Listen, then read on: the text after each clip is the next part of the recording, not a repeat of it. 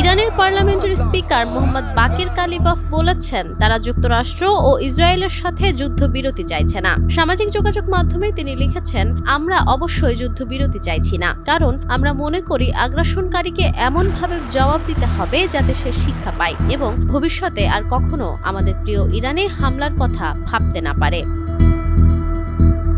তিনি আরো বলেন, জায়নবাদী শাসন ব্যবস্থা নিজেদের আধিপত্য ধরে রাখার জন্য যুদ্ধ, আলোচনা, যুদ্ধবিরতি এবং আবার যুদ্ধ, এই চক্র চালু রাখতে চাই।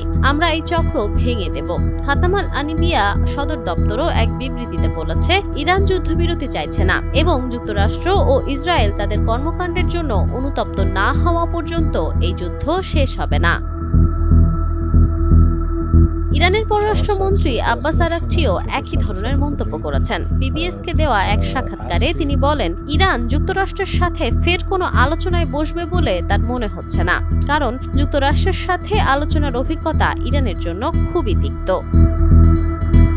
এ সময় তিনি আরো বলেন, এর আগে যুক্তরাষ্ট্রের সাথে 2 দফায় আলোচনা হয়েছিল, তার পরপরই ইরানের ওপর এবারের এই হামলা চালানো হয়েছে। Nafisa Noal, Times today.